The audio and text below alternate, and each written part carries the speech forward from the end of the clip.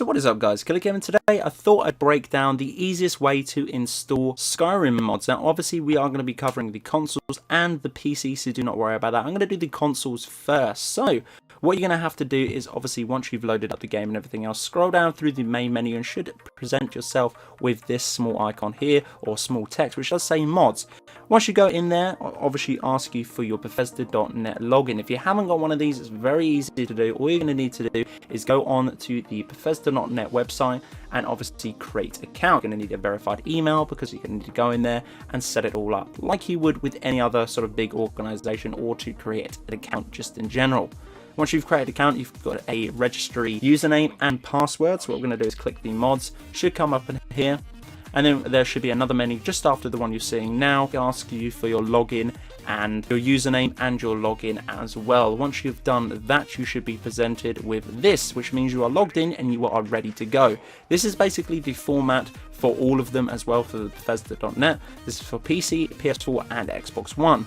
Very easy to do as well. Obviously if you are on Xbox, so for instance now I am on Xbox, these are all the mods that will just be on Xbox. Every single one of these, all of them. Obviously there's loads of different categories to go through as well. So for instance they are featured, which are the ones that Bethesda.net are sort of sponsoring or recommending coming through, the ones that you should be getting just to try out yourself. These are the featured ones. Obviously this list goes on as well by scrolling on the D-pad to go left to right to obviously view these. My library is the current ones that I have currently in my library, the ones that I'm using as well. My favorites, which obviously you can favorite mods as well if you go into them, should be a small icon which says favorite. Click that and it's an easier way to go back to favorite mods as well if they uninstalled or installed as well. So for instance, I've been keeping an eye on the Warden armor. Obviously if you wanted to go back to that, obviously click it. I've favorited it and I can install it as well. Mods that are being upgraded just in general or updated just in general are going to be things like overall texture packs and so on and so forth, or if someone's working on a key project, or for favorites that you just enjoy in general. If we scroll down as well, these are the most popular, aka the most downloaded ones or liked favorited ratings on that particular platform that you're using as well. So for instance, these are the mods that people have heavily downloaded today as well. This also gets updated just every single day as well. Highest rating ones is obviously from a 0 to 5-star rating. Obviously these are all going to be 5-star rating. Obviously the community can go in and rate these themselves, which is pretty damn cool. Most favorited today, obviously again that favorite feature, most favorited again, similar thing to this one. Latest are literally the ones that have just come on to the Bethesda.net website, and this is going to be for all platforms. As soon as they come on, people can have a look at this. This is this section I like to keep an eye out on just because I like to cover the freshest mods as well. Animals, armor, audio, it's all self-explanatory buildings. You can obviously scroll through them and everything else. This is, as again, they're going to be the layout menus for every single platform, PC, Xbox One and PS4. Now I'm going to show you how to add mods from a web browser onto your console. So guys, this is another easy way to do it as well. I love adding mods onto my console through when I'm on the computer as well, and I'll explain briefly on how you do that as well. So again, you obviously are going to need to log in up the top right section here, log in and log out. Obviously once you've logged in, this is going to be your section up here, this is going to be your username, and after that you can actually just go up to the small section here and browse the Fallout 4 section or the Skyrim section. Same layout as well, I'll just show you that in this one if we go all the way over here. And then obviously it's sorted sections here. This is obviously the small sort of feature section which we looked at on the console side of it. This is going to be obviously most popular, this is going to be latest, highly rated and most favorited. So a similar section, obviously it's more easier laid up on the actual browser as well to the computer. Time period, we can obviously look at daily. These are all the daily ones as well, again in these categories. So basically there's categories within categories, very easy to look at. So for instance, most popular for today, which is we are in on all platforms. So obviously this is the section here. But if we wanted to go to latest on just in general, it will take out just all time periods. This is going to be the latest for every single platform. If I wanted to narrow it down as well on platform and I wanted the latest on PS4, I just click the latest on PS4 and it will come up with all the PS4 mods. So for instance, if I go to latest Xbox One and say I wanted Scottish Claymore, I would click the Scottish Claymore and take me into this subsection here. It gives me obviously the full description and everything else to do with this particular mod. A nice thumbnail picture, so on and so forth, for what it actually looks like. The name, and over on this section here, date created, last updated, how many views the page has had, how many downloads the mod has had, and how many favorites the mod has had as well. Obviously you can favorite this, the same feature as we would on the console, by clicking this button. We can obviously share it through Twitter or Facebook, or we can add it to our library, which I'll show you what this does in a minute. So obviously we're logged in with the same console login to do with the mods as well. I'm going to click add to library, and what happens is obviously it come up here, they successfully subscribed to the mod. That is all you need to do if you're on a browser. This is very easy for me, and a lot of other people do this as well. It's we open up multiple tabs of things that we want to do as well. So for instance, another mod here, I can add it to my library if I like the look of it, read the description, download size, obviously look at all the pictures, see if it's one I want. Yes, it's absolutely awesome.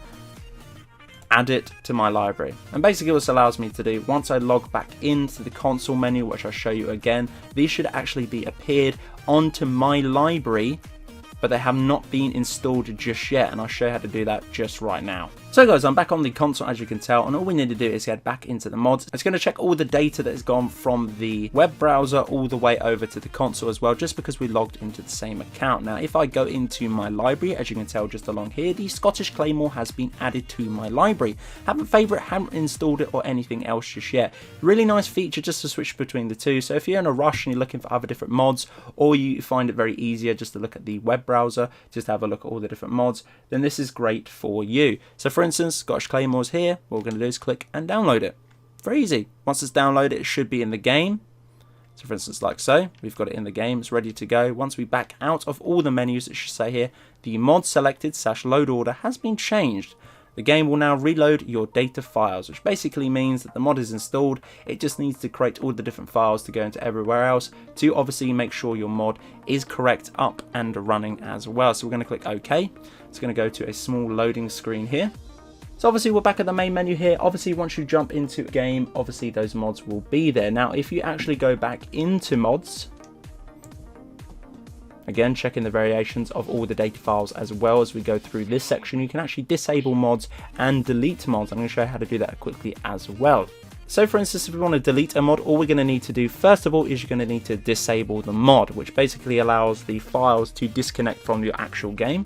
After that, you're going to click delete. Do you want to delete this mod? And very simple, yes, we do want to delete this mod. That is actually taken off our library now and taken off of our game. Once we back out into the menus, again, we're going to be prompted with that thing of that it needs to configure all the data files and reload them all just to make sure that that mod is gone, pushes it completely out of the data files, which allows us to carry on with the game.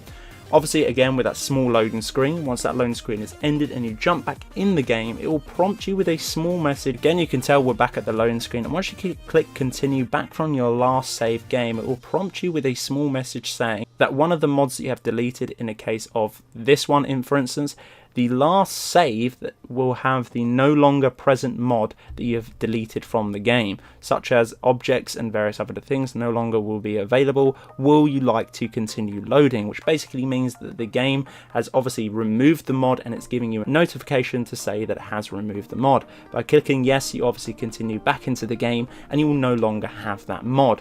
Very simple and easy. I'm going to show you one more thing, guys, before we leave, which is obviously was breaking my balls at the end of last month, and I actually figured out how to do it, and a lot of people don't obviously include that with their installation as well. Now you're probably going to think, what is this crazy madness I'm talking about? Well, some of the mod authors actually get in a little bit of trouble, and what they actually have to do is take away the mod from the Bethesda.net website.